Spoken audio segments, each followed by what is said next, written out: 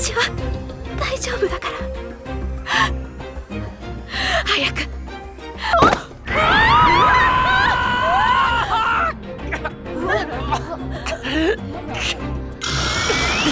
いける行かないで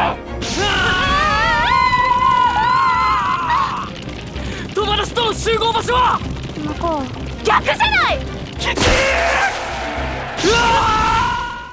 Okay, so this episode of Girlfriend, I think we all have to recognize the winner of this episode was our girl Rika. Rika really pulled out a win this episode, and it wasn't because of her tears, and it wasn't because of her trying to get Naoya's attention.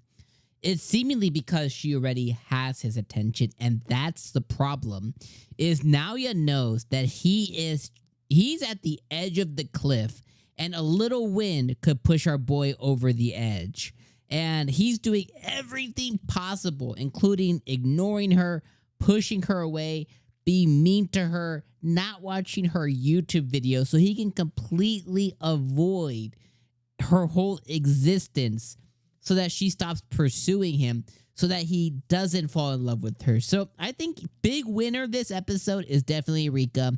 Loser this episode is Shino. Like, Shino really, really lost it this episode. And the reason that she lost it is the thing that makes Girlfriend special. And I know it's a dumb show, and it's silly, and it's so effing funny. And at the root of it, though, the thing that makes it so special is, when have we ever had a main character, male especially, when have we ever had a male main character so honest about his feelings and acts on them? Now, yeah, he hasn't taken it to that next step, with, moving their relationship forward.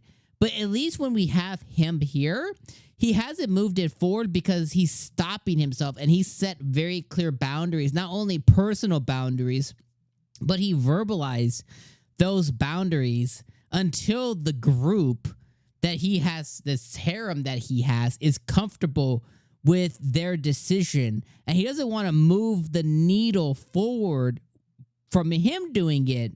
He wants them to be the ones to do it and be okay with it.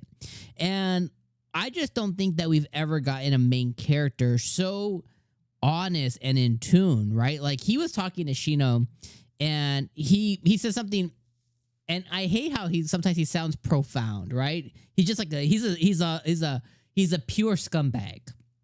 But he was talking to Shino, and he was like, she's like, why didn't you deny, Minase, whatever. And he was like, I could have.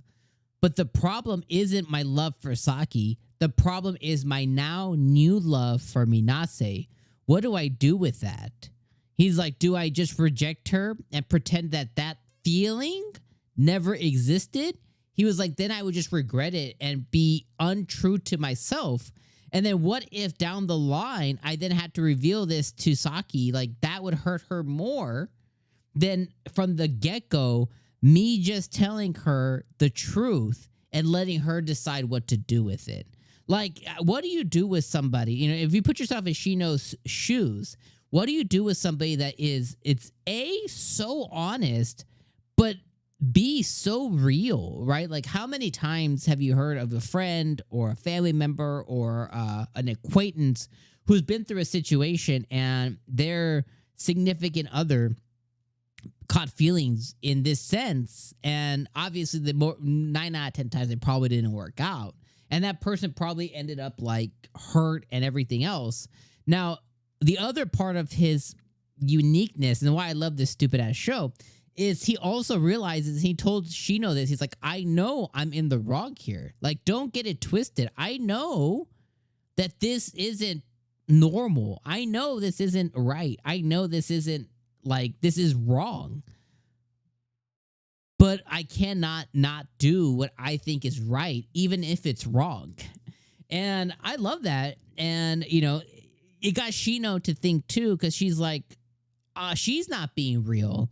She's not being honest. She's filled with constant regret of why not me, So that's why I think that she's going to come around, and she's she'll probably get a kiss before Manase and Saki does, right?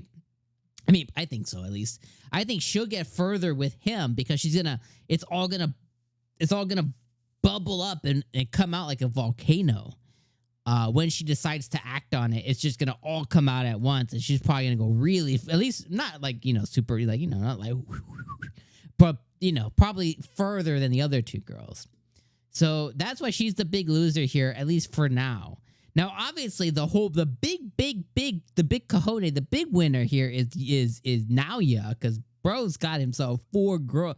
There's a scenario in some effed up world where he just ends up with these 4 girls, and he does it in a way to where they're all aware of each other and they've all just kind of made peace with it for whatever reason. I guess it comes back to one of those, like, well, the heart wants what the heart wants, and if 4 hearts won one, I guess that it just is what it is.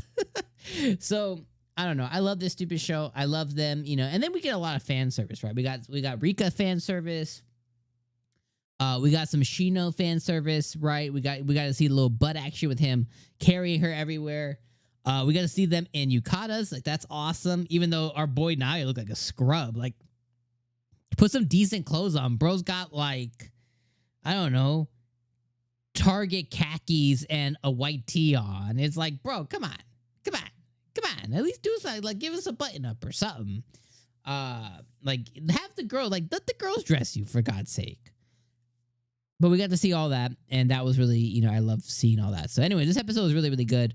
But there were some clear winners, some clear losers here.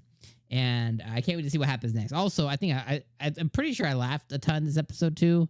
Like, I don't think there's been an episode I don't laugh. Like when he was carrying around the girls, or when Manase, like, she, like, Michael Jordan, the fish game, I think all of these moments, every time that he diss Rika, I laugh. So anyways, fantastic episode. See you next week, friends.